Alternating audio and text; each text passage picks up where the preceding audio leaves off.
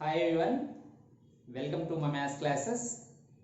Dear children, today we are going to learn an interesting topic that is from class 9. Before going to the class, I want to discuss some examples. Dear children, in our daily life we come across many round shaped objects. Is it?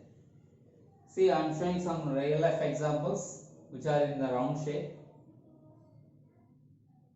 Have a look on the board. In our surroundings, we look at such as the coins, bangles, clock, compact discs and bullock wheels. So these are some examples. What is the shape of these all things? All these are in circular shape. Is it? So if you draw outlines of these objects, we get a circle. Is it? So the things which I have shown on the screen, those are all 3D shape figures because they have some thickness. The outline of these things or these objects is a circle which is in two-dimensional shape. So those are 2D figures. Okay. So what is the main difference between 3D and 2D figures? That is, the objects which have thickness are called 3D-dimensional figures. The objects which don't have the thickness are called 2D figures.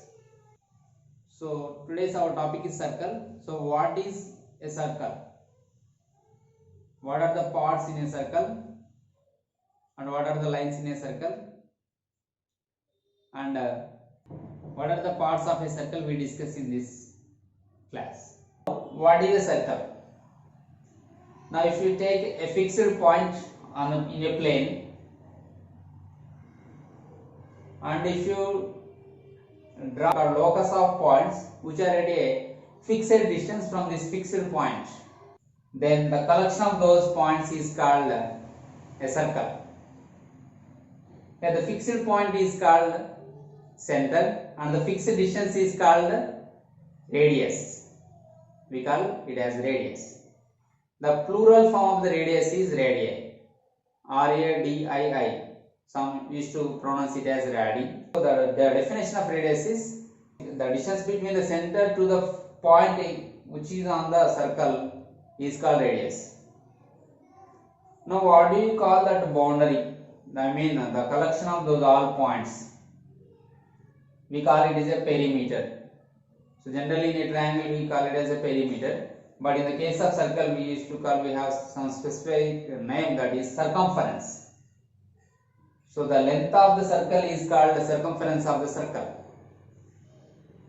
The length of the circle is called circumference of the circle. Now we will discuss an important point, that is lines in a circle. Okay, what are the lines in a circle? For example, I have considered a circle. So the boundary is the circumference of the circle. Select any 2 points on the circumference of the circle and draw a line through those 2 points. Then what do you call that line? That is called secant. That is called secant. So it is intersecting the circle. Okay. Now, if you limit that secant, that means it is not crossing those 2 points. That means the line which is bounded by those 2 points only. So that is called a chord. We can draw many number of chords. Okay. If this chord is passing through the center, then it is called a diameter. How many diameters you can draw to a circle? We can draw number of diameters to a circle. So what is the longest chord in the circle? That is diameter, because it is passing through the center and it is the longest if you measure using scale. And previously we came to know what is a secant. The secant is dividing the circle. Okay. Now if the line is touching the circle, what do you call that line? That is called a tangent. That means secant divides the circle but tangent touches the circle.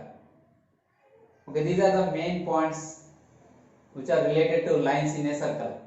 Now we are going to discuss parts of a circle, the most important concept. Now in this figure, if you observe in this figure, in a circle, AB are the 2 points on the circumference of the circle. What do you call the part of the circle between A and B? This is called an arc. What do you call that part between the points A and B? That is called an arc. So the part of a circle is called an arc.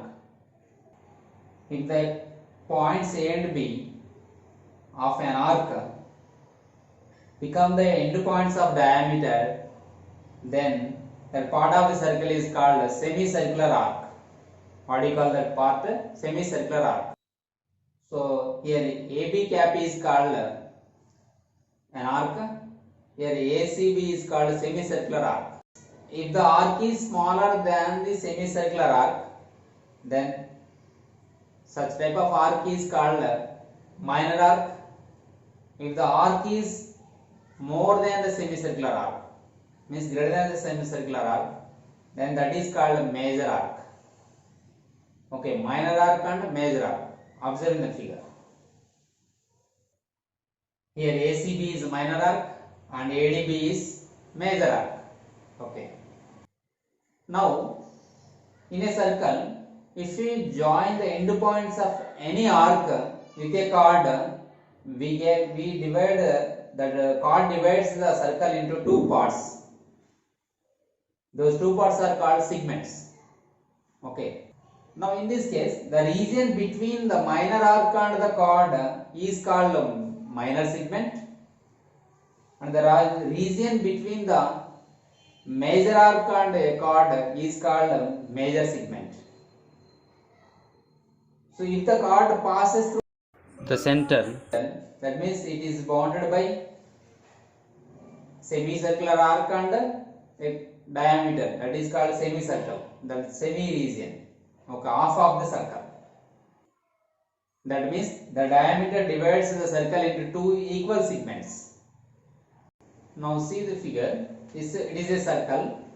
I am denoted a center O. From O I have drawn 2 radii to the circumference of the circle. Now the region enclosed by this arc and these 2 radii. So I have shaded the region. What do you call that region? That is called sector. So what is a sector? The area enclosed by an arc and 2 radii which are drawn from the center to end points of this arc is called a sector. If the area is enclosed by minor arc, then it is called a minor sector, and if the area is enclosed by a major arc, then it is called a major sector. How to draw a circle? You are very familiar with the construction of circle. We need a compass and a scale to draw a circle. So we fix one point and we draw a circle using compass. Now when do you say 2 circles are congruent or same? Then it is based on their radii. If the radius of 2 circles is same, then we call those 2 circles are congruent circles.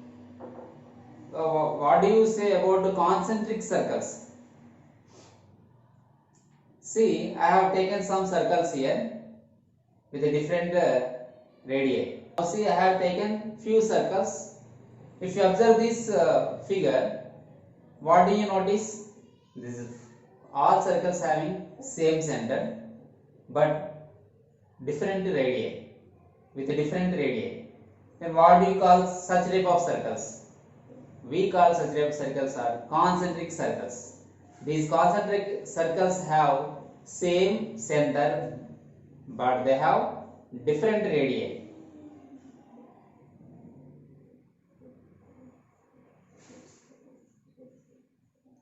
Okay children, in this video lecture we have discussed definition of circle, and some parts of circle, lines of circle, and also some segments in a circle, and definition of concentric circles, everything.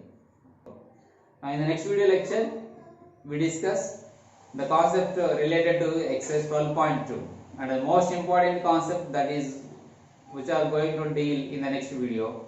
So don't miss it. Okay guys, I hope you are all clear about the concept what I have explained in this video lecture. So please hit the like button and share with your friends. Thank you.